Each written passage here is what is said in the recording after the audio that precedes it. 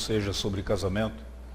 Eu apenas gostaria de lembrar vocês que nas Escrituras Sagradas e pelas Escrituras Sagradas, nós entendemos que casamento é uma excelente oportunidade que temos de espelhar, de demonstrar, de testificar da fidelidade do Senhor Deus conosco. Isso é um ponto muito importante porque, às vezes, até mesmo no meio evangélico, na igreja, muitas vezes nós cantamos cânticos, cantamos hinos, falamos que nós somos cristãos, falamos que nós cremos na palavra de Deus, mas na hora de colocar na prática, dentro do lar, nós estamos sempre ameaçando a divorciar, a separar. E nós usamos muitas vezes a própria ideia do divórcio como uma ameaça. O que nós deixamos de perceber é que todas as vezes que nós fazemos isso, nós estamos testificando para os filhos, para os vizinhos, para o restante da família, que nós não queremos ser tão fiéis como Deus é fiel conosco. Nós não estamos dispostos a manter um pacto como Deus está disposto a manter conosco. Então, nós deveríamos, de fato, considerar e colocar a verdade na nossa prática diária, a partir daquele relacionamento que é um dos relacionamentos mais queridos para nós, aqui na face da terra. Tá bom? Abra sua Bíblia, por gentileza, no Evangelho de Mateus, capítulo de número 7, leremos do versículo de número 13 ao versículo de número 29. Estamos concluindo a nossa meditação no Sermão do Monte, Evangelho de Mateus, capítulo de número 7, do versículo de número 13 ao versículo de número 29. Diz assim a Escritura: Entrai pela porta estreita, larga é a porta, e espaçoso o caminho que conduz para a perdição, e são muitos os que entram por ela. Acautelai-vos, aliás, versículo 14, porque estreita é a porta e apertado o caminho que conduz para a vida, e são poucos os que acertam com ela. Verso 15, acautelai-vos dos falsos profetas, que se vos apresentam disfarçados em ovelhas, mas por dentro são lobos roubadores. Pelos seus frutos os conhecereis. Colhem-se, porventura, uvas dos espinheiros ou figos dos abrolhos? Assim toda árvore boa produz bons frutos, porém a árvore má produz frutos maus. Não pode a árvore boa produzir frutos maus, nem a árvore má produzir frutos bons. Toda árvore que não produz bom fruto é cortada e lançada ao fogo. Assim, pois, pelos seus frutos os conhecereis. Nem todo o que me diz, Senhor, Senhor, entrará no reino dos céus, mas aquele que faz a vontade de meu Pai que está nos céus.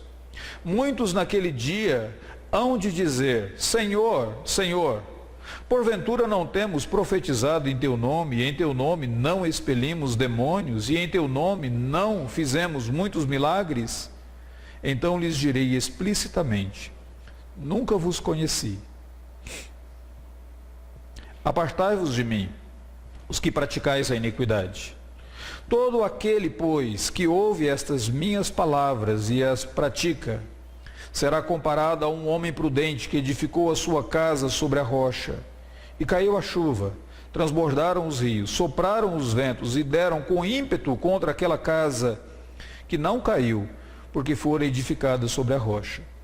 E todo aquele que ouve as minhas palavras e não as pratica, será comparado a um homem insensato, que edificou a sua casa sobre a areia. E caiu a chuva, transbordaram os rios, sopraram os ventos e deram com ímpeto contra aquela casa, e ela desabou, sendo grande a sua ruína.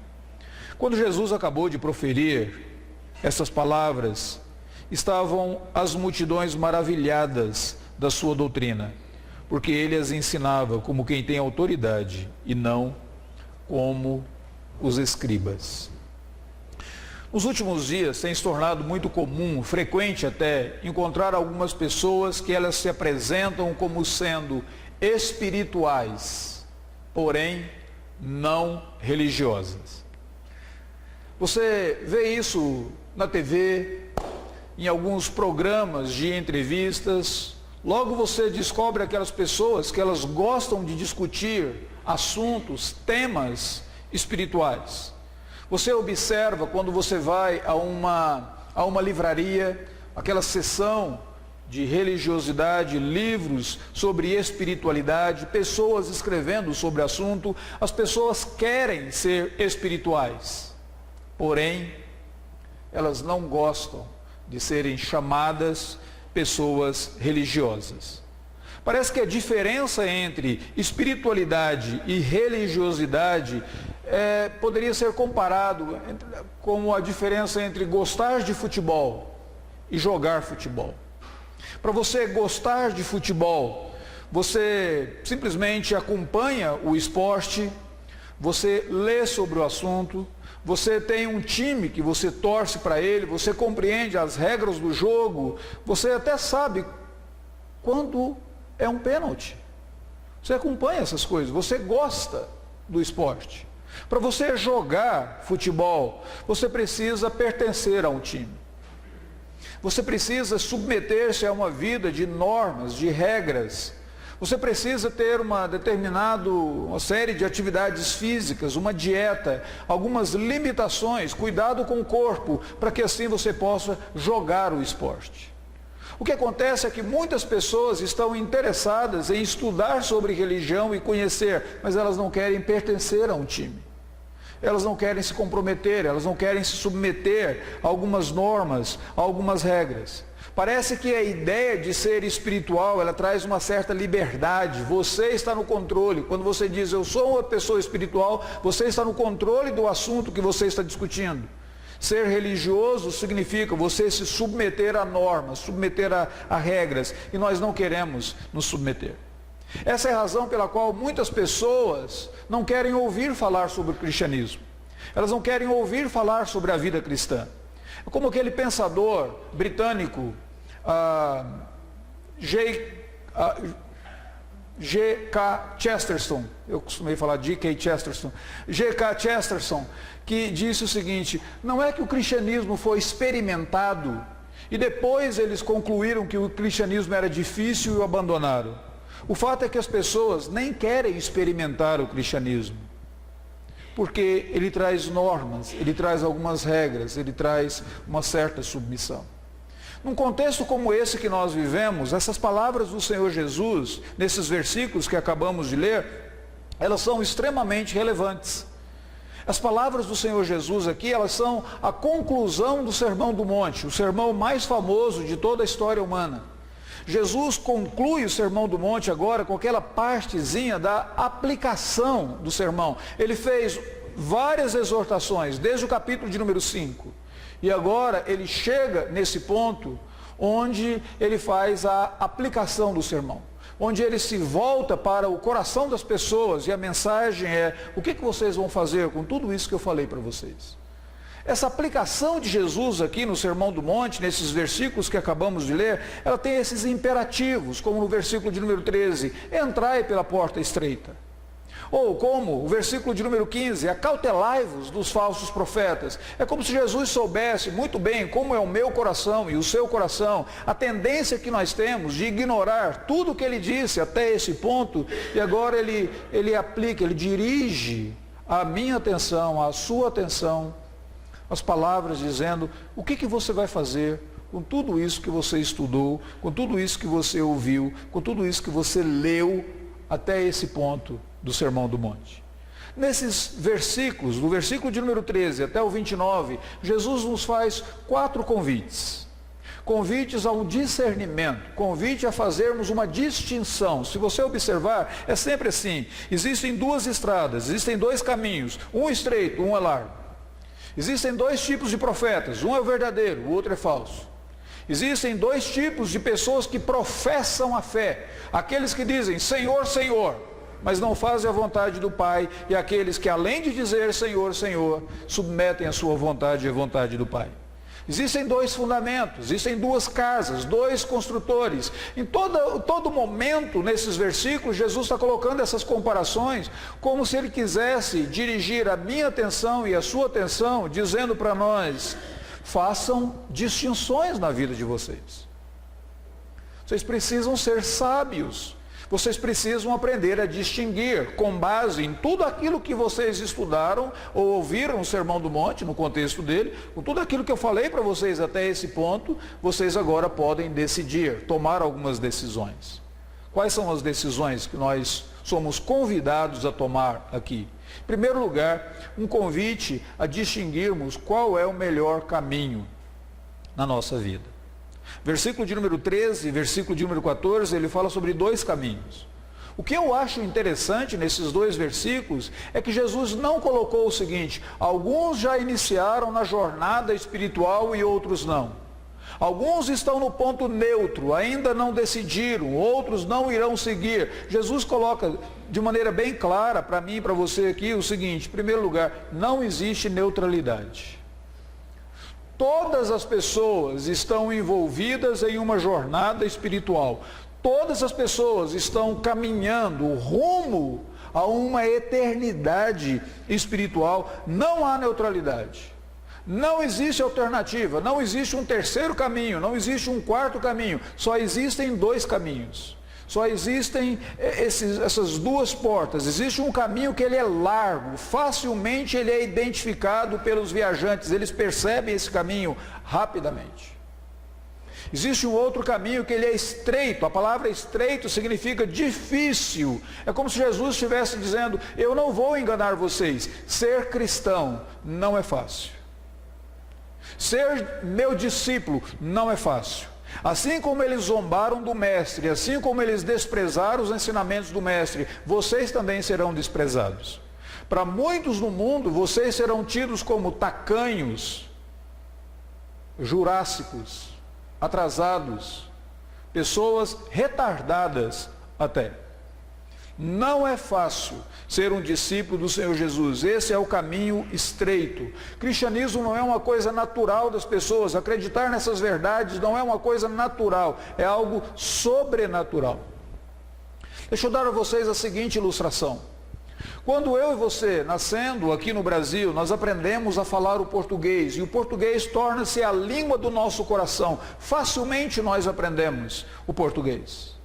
E nós nos comunicamos dessa maneira. Quando nós vamos aprender uma outra língua, é muito mais difícil. Principalmente se nós fazemos isso anos depois que já estamos acostumados com a nossa língua materna. É muito mais difícil. Essa outra língua, ela não é natural para nós. É isso que Jesus está dizendo aqui. O cristianismo, ele não é algo natural para você.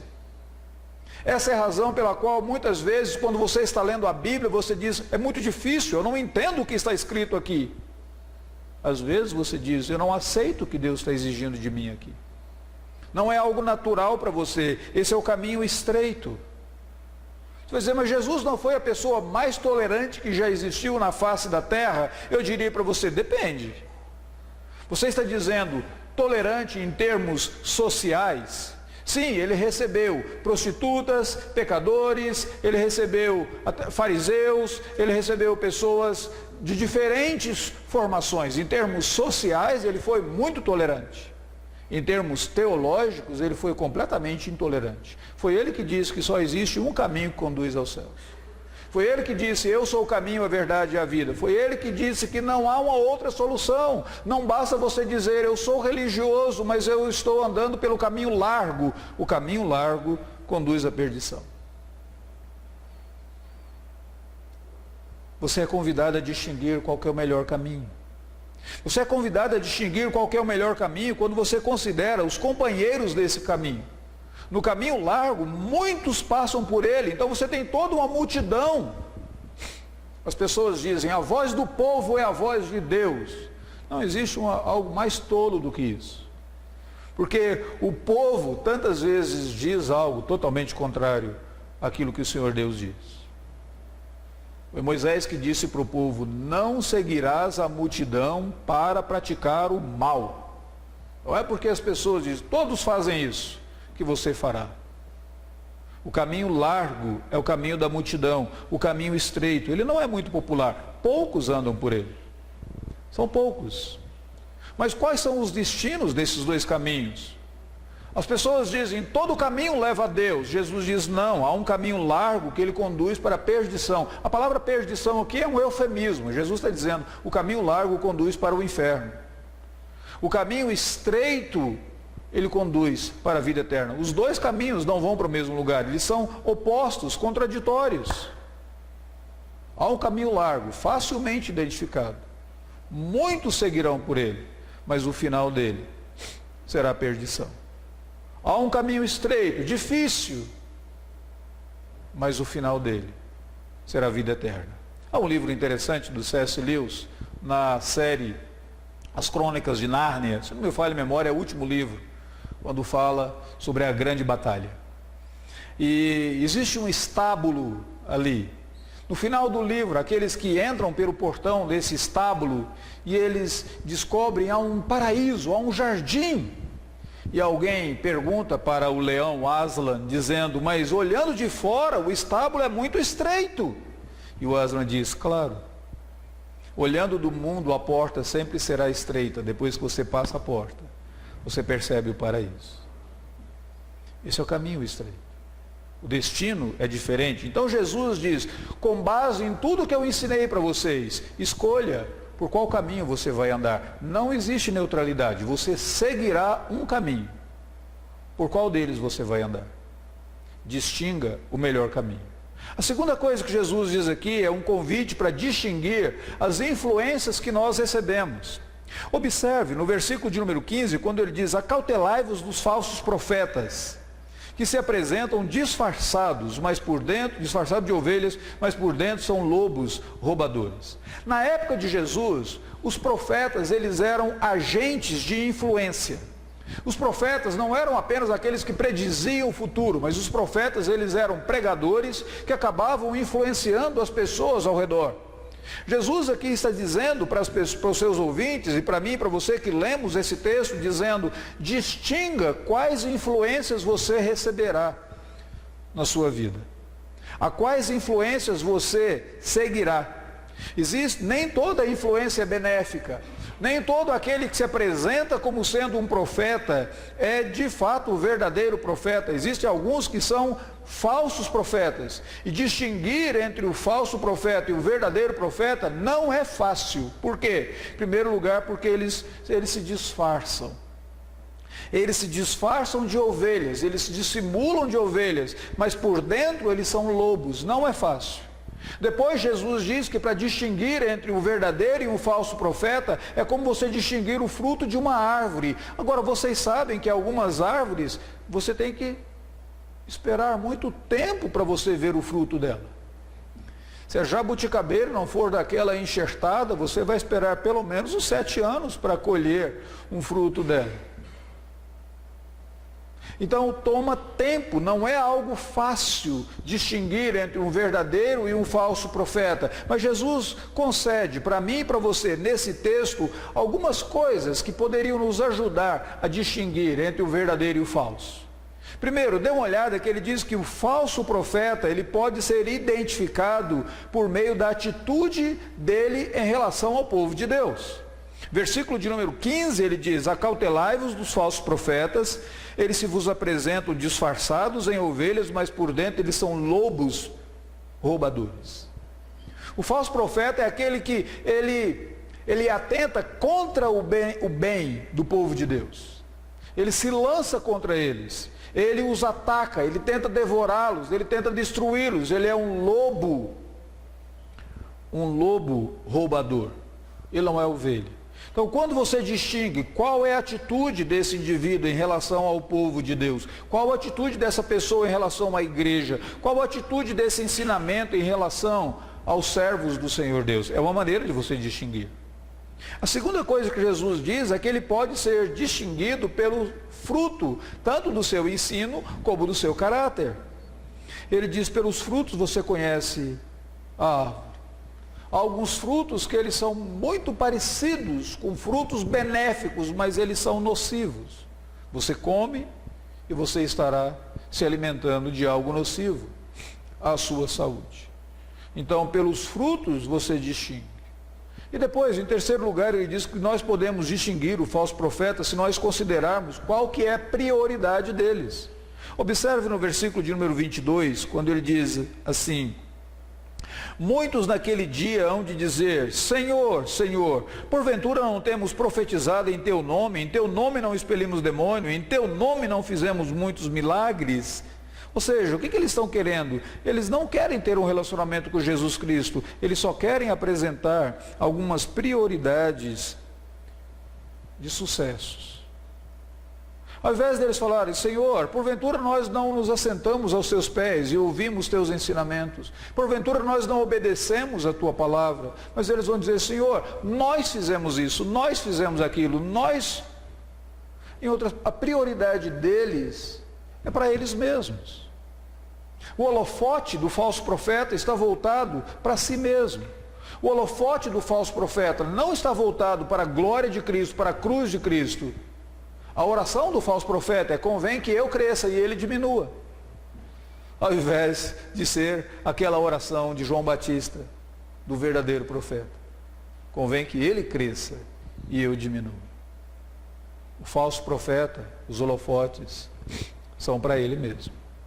Depois de falar que nós devemos distinguir o melhor caminho, distinguir quais influências nós estamos recebendo na nossa vida, Jesus diz que nós devemos distinguir qual o relacionamento que nós temos com Ele.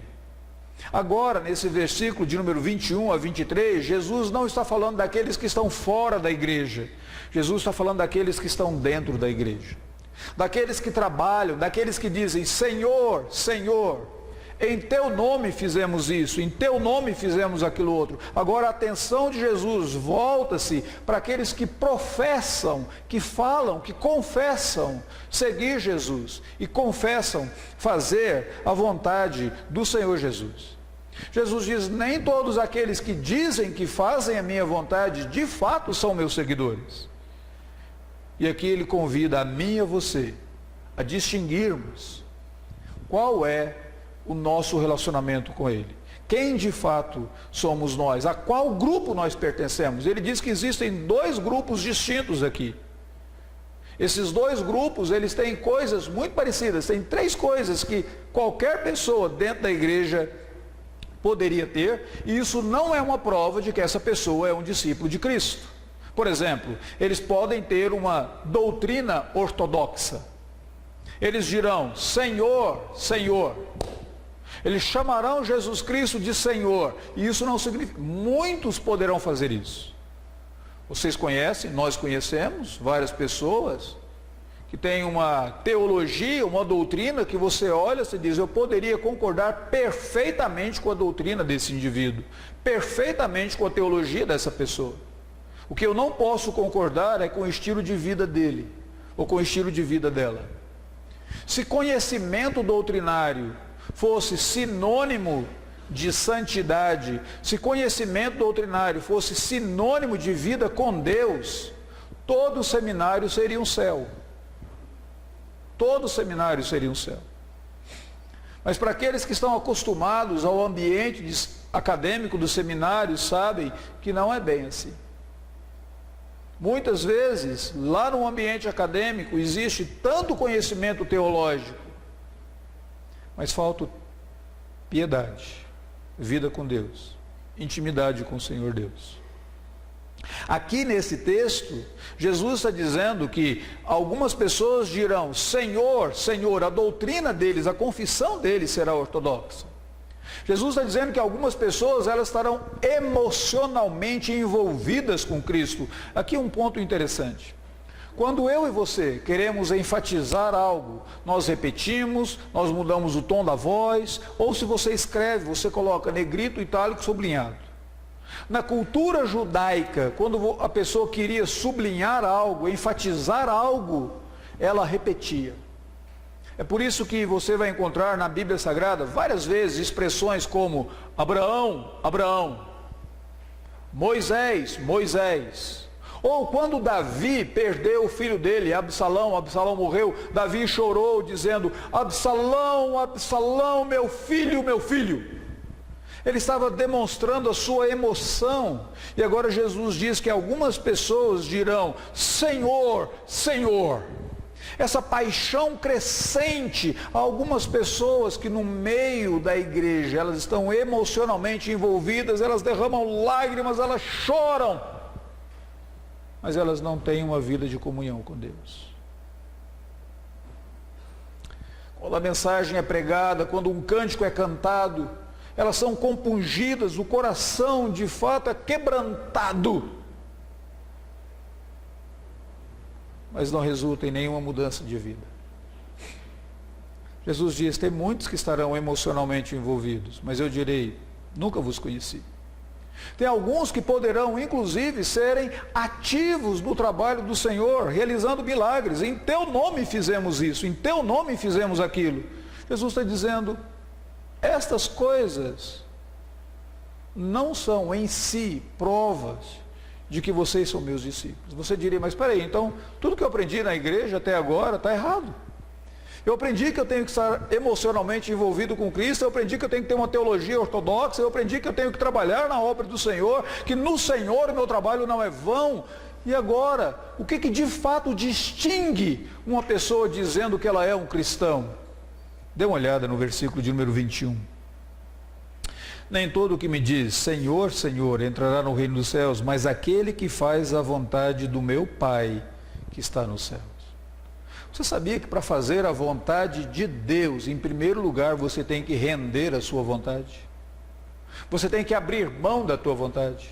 Você sabia que quando Jesus Cristo foi fazer a vontade de Deus, ele orou lá no Getsêmani, naquele momento de angústia, de dor, ele diz: Pai, se possível, passa de mim esse cálice, todavia não seja feita a minha, mas a tua vontade. Naquele exato momento, Jesus estava abrindo mão da vontade dele, ele estava rendendo a vontade dele, à vontade do Pai, à vontade de Deus. Aqui está uma característica verdadeira do discípulo de Cristo.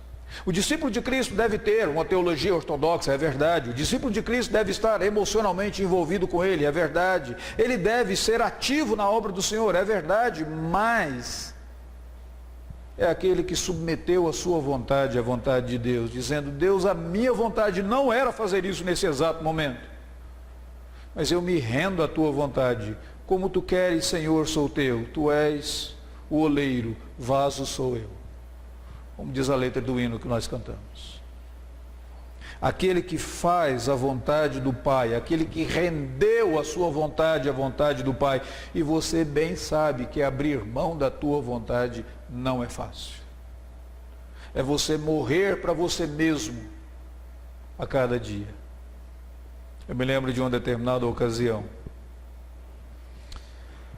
quando em conversa com uma pessoa muito querida nossa, pessoa muito amada por todos nós. Essa pessoa precisava tomar uma decisão. E quando ela tomou a decisão, ela disse que sim e resolveu fazer aquilo, ela começou a soluçar em prantos, em prantos. Quando nós perguntamos o que acontece, essa pessoa disse: dói muito. Eu me lembro que Meire virou e disse para ele, para aquela pessoa: morrer para nós mesmos dói, dói. Abrir mão da tua vontade dói. Mas abrir mão da tua vontade para a glória de Deus é um indicativo de que você é discípulo de Cristo Jesus. Em segundo lugar, Jesus diz que um outro indicativo de que você é discípulo dele é estar conformado, ter na sua vida a prática, conformado com o ensinamento dele. Olha o versículo de número 23. Então eu direi explicitamente: apartai-vos de mim os que praticais a iniquidade. Ou seja, aquele que não pratica a iniquidade, esse sim, colocou aquilo que ele crê em prática com o que ele vive. O que ele canta é o que ele vive, o que ele prega é o que ele vive, o que ele fala é o que ele vive, o que ele confessa é o que ele vive.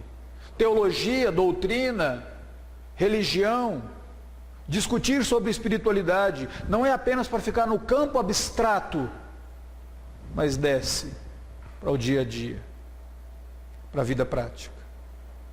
É isso que Jesus está colocando aqui para nós. Em último lugar, discípulo dele é aquele que procura ter um relacionamento pessoal com ele. Versículo de número 23, Jesus diz que o problema das outras pessoas é que ele diz: apartai-vos de mim, que praticais a iniquidade, eu nunca vos conheci. A palavra conhecimento, para mim e para você, ela tem a ideia de alguma maneira ter uma apreensão intelectual ou um contato com uma pessoa. Você pergunta: você conhece fulano de tal? Você diz: claro que eu conheço. Mas claro que você conhece significa que você o viu, você sabe onde ele mora, você viu a foto dele no Facebook, você leu alguma coisa sobre essa pessoa. Na Bíblia Sagrada, conhecer significa ter intimidades. É por isso que na Bíblia Sagrada você vai encontrar expressões mais ou menos como: e conheceu Adão a sua esposa Eva, e ela concebeu e teve um filho e chamou Caim. E José, tendo desposado Maria, não a conheceu. Não significa que ele não conheceu, dizendo: quem é você, Maria? Uau, que coisa, há tanto tempo. Não, ele já estava, de fato, desposado com ela, já havia assumido um compromisso com ela, mas ele não teve intimidade com ela. Conhecer, na Bíblia Sagrada, tem um conhecimento, tem uma ideia muito mais profunda do que uma apreensão intelectual, é ter intimidade. Quando Jesus diz assim: eu nunca vos conheci, para esse grupo de pessoas, está dizendo: vocês nunca tiveram intimidade comigo. Vocês nunca foram meus íntimos, vocês nunca buscaram ter um relacionamento pessoal comigo. Então distinga em qual grupo você está. No grupo daqueles que têm atividades, ou no grupo que, além das atividades, tem uma intimidade com o Senhor Jesus. Em último lugar, Jesus diz: distinga, é um convite para distinguir no tipo de investimento que eu e você estamos fazendo nessa vida. É engraçado isso, porque a minha vida e a sua vida, de alguma maneira, é uma oportunidade para investirmos. Nós gostamos dessa palavra, não? Fazer investimentos. Faça um investimento para a sua posteridade. Compre um apartamento, compre um terreno, faz alguma coisa assim. Faça um investimento. Jesus aqui está nos convidando, de fato, a refletir qual é o tipo de investimento que nós estamos fazendo para a eternidade. Ele diz que só existem dois tipos de investimento. Ele coloca aqui uma ilustração bem vívida, que é a ilustração de dois construtores. Um constrói uma casa sobre a rocha, o outro constrói uma casa sobre a areia. Os dois construtores possuem algo em comum. Primeiro, ambos ouviram as palavras de Jesus Cristo. Todos os dois ouviram as palavras de Jesus. Todos os dois investiram tempo na obra que eles estavam fazendo. Todos os dois tiveram o resultado da obra deles testado pela tempestade. A tempestade veio e bateu na casa de cada um deles, mas nem todos tiveram o mesmo resultado. A casa de um estava sobre uma rocha, a casa de outro estava sobre areia. Qual que é o fundamento da rocha? Jesus diz: é obediência à palavra dele. Ele diz: todo aquele, pois, que ouve as minhas palavras e as pratica, é comparado a um homem que construiu a sua casa sobre areia. Não basta apenas ouvir, é necessário praticar, é necessário colocar em prática e viver, obedecer. A obediência à palavra de Cristo é a rocha sobre a qual nós investimos toda a nossa vida para a eternidade. Muitas vezes nós conhecemos, já ouvimos inúmeros sermões. Algumas vezes nós até pensamos que somos cristãos, fizemos a profissão de fé, nos tornamos membros de uma igreja, mas nós não estamos obedecendo às palavras do Senhor Jesus, nós estamos edificando uma casa sobre a areia. Quando a tempestade vier, quando vier inclusive um juízo de Deus em forma de uma tempestade, a casa vai desabar. Mas a casa construída sobre o fundamento da obediência da palavra de Deus, essa permanece. Como que nós podemos concluir tudo isso? Todos nós temos essa tendência de pensar que a nossa felicidade depende das coisas que estão ao nosso redor. Circunstância, pessoas, coisas ao nosso redor.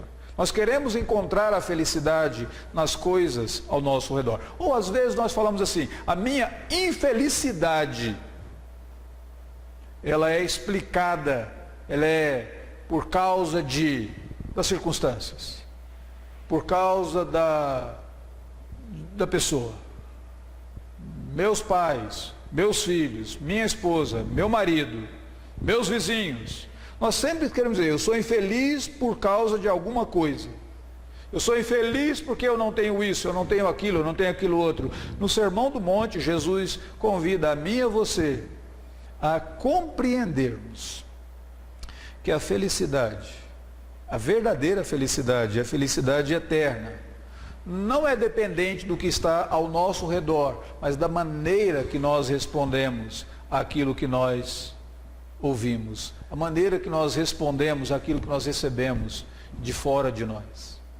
No Sermão do Monte, Jesus nos dá esse ensinamento, fora de nós, e agora Ele nos ensina a responder ao ensinamento dEle, e respondermos à palavra dEle.